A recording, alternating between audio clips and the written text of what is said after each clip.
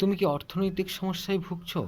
তাহলে তুমি মনে রেখো, তোমার যদি অর্থনৈতিক সমস্যা থাকে তার জন্য দায়ী তুমি নিজে। কারণ তুমি মানি ম্যানেজমেন্ট জানো না, তুমি টাইম ম্যানেজমেন্ট জানো না, তুমি পার্সোনালিটি ডেভেলপমেন্ট করতে পারো নি, স্কিল ডেভেলপমেন্ট করতে পারো না, তুমি সমাজকে পরিষেবা দিতে পারো না, মানুষের প্রয়োজনকে পূরণ করতে পারো না। তোমার মধ্যে স্কিল নেই বলে তুমি অর্থনৈতিক সমস্যায় ভুগছো। তাই তোমার মধ্যে যোগ্যতার অভাব রয়েছে। শ্রদ্ধা তপে যোগ্য যারা, দাবির পূরণ পাবেই তারা। যোগ্যতা নেই, দাবি করে, বেঘর পথে তারাই মরে। অর্থাৎ তুমি যদি মানুষের প্রয়োজনকে পূরণ করতে পারো, তোমার মধ্যে যদি স্কিল থাকে এবং ওই স্কিল ডেভেলপমেন্ট করে তুমি যদি পরিবেশের পরিষেবা দিতে পারো, তাহলে তোমার কিন্তু অর্থনৈতিক সমস্যা হবে না। তুমি দেখো মানুষের সমস্যা কী, আর সেই সমস্যার সমাধান কিভাবে দেওয়া যায়।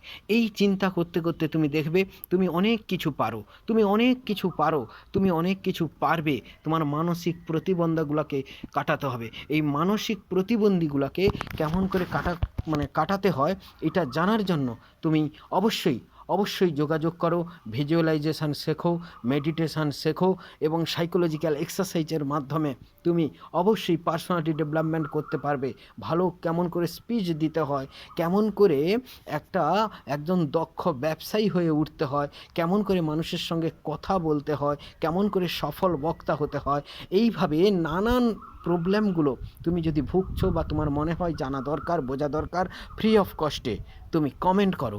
কমেন্ট করে তারপর ব্যক্তিগত গাইডেন্সের জন্য যোগাযোগ করো। অবশ্যই অবশ্যই তোমার personality development, business development, money management, time management এবং কেমন করে ফিনান্সিয়াল ফ্রিডম তুমি হতে পারবে তার A to Z পরামর্শ, রাস্তা আমি তোমাকে দেখিয়ে দেব।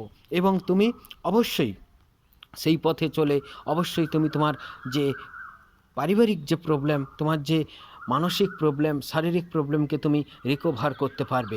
এই সাইকোলজিক্যাল এক্সারসাইজগুলোর মাধ্যমে তুমি হেলথ, ওয়েলথ, রিলেশনশিপ সব কিছু ডেভেলপমেন্ট করতে পারবে। তাই তোমার সমস্যা কি তুমি কমেন্ট করো, আর পরামর্শের জন্য, ব্যক্তিগত গাইডেন্সের জন্য যোগাযোগ করো। আমি আছি আপনাদের পাশে।